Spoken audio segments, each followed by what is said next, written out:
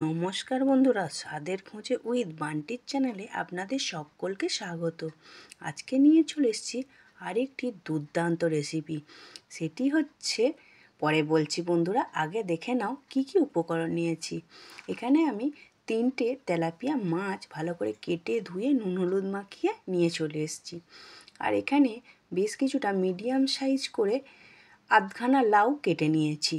আর এখানে একটা বড় সাইজের আলুকে লম্বা লম্বা করে কেটে নিয়েছি।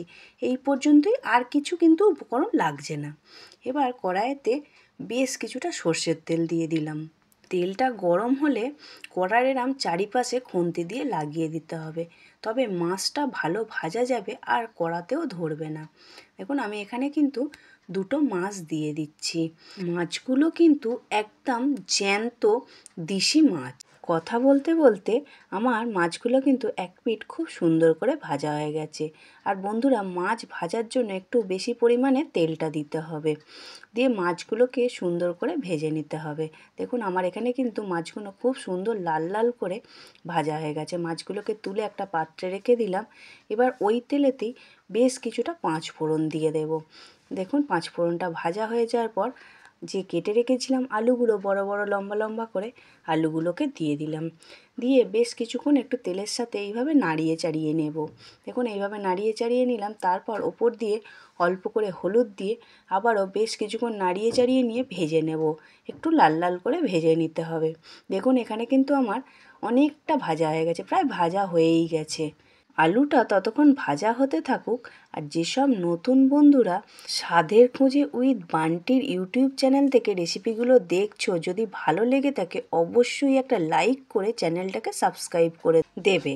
আবারও ফিরে আসছি রান্নার পর্বে। এখানে আমার আলুটা ভালো করে ভাজা হয়ে গেছে।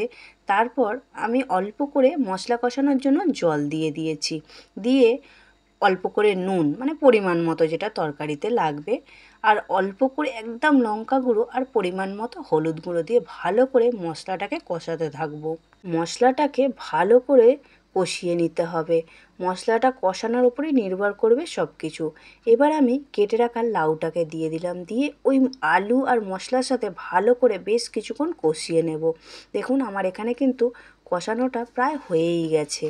দেখুন, এখানে আমার কষানোটা হয়ে গেছে। এবার পরিমাণ মতো আমি জল দিয়ে দেবো। আর লাউয়েতে কিন্তু বেশি ঝাল দেবেন না, লাউয়েতে বেশি ঝাল চলে না। এবার পরিমাণ মতো জল দিয়ে চাপা দিয়ে দিলাম। বেশ কিছুক্ষণ বাদে এসে দেখাচ্ছি, দেখুন সেইভাবে কিন্তু এখনও আলুটা বা লাউটা সিদ্ধ হয়নি। আবারও বেশ কিছুক্ষণ চাপা দিয়ে দিলাম। ফিরে এলাম কিছুক্ষণ বাদে। দেখুন, এখানে আমার আলু লাউ দুটোই সুন্দরভাবে সিদ্ধ হয়ে গেছে। এবার ভেজে রাখা তেলাপিয়া মাছগুলোকে আমি দিয়ে দিলাম। দিয়ে একটু উল্টে পাল্টে দেব, আর জুসেতে একটু চুবিয়ে দেব, যাতে তরকারির টেস্টটা আরোই সুস্বাদু হয়। কেন, তেলাপিয়া মাছের আলাদাই একটা টেস্ট। আর এবং দেশি তো, আর পুকুরের টাটকা জ্যান্ত মাছ, এর স্বাদই হবে আলাদা। আমার তৈরি হয়ে গেল লাউ দিয়ে তেলাপিয়া মাছের ঝোল। আপনাদের দাদাভাই অফিস যাওয়ার সময় এই খাবারটা পেলে আর কিচ্ছু চাই না। তার পাশে মটন দিয়ে দিলেও সে মটনের দিকেও ফিরে তাকাবে না, এতটাই খেতে ভালোবাসে। আর আমাদের প্রায় সময় শীত পড়া মানে ওকে এই জিনিসটা বানিয়ে দিতেই হয়। অফিস যাওয়ার সময় কোনো ঝামেলা থাকে না। আর বন্ধুরা, লাউ যখন খাবেন একটু ঠান্ডা করে খাবেন, একটু আগে বানিয়ে ফেলবেন, তারপর খাবেন। আজকের রেসিপিটা কেমন লাগলো অবশ্যই একটা কমেন্ট করে জানাবেন। যেসব নতুন বন্ধুরা ফেসবুক থেকে আমার চ্যানেলটি দেখছেন, রেসিপিগুলো ভালো লাগলে অবশ্যই একটা লাইক করে চ্যানেলটাকে ফলো করে দেবেন। আজ রইল এই পর্যন্ত, আবারও দেখা হবে অন্য স্বাদের রেসিপি নিয়ে।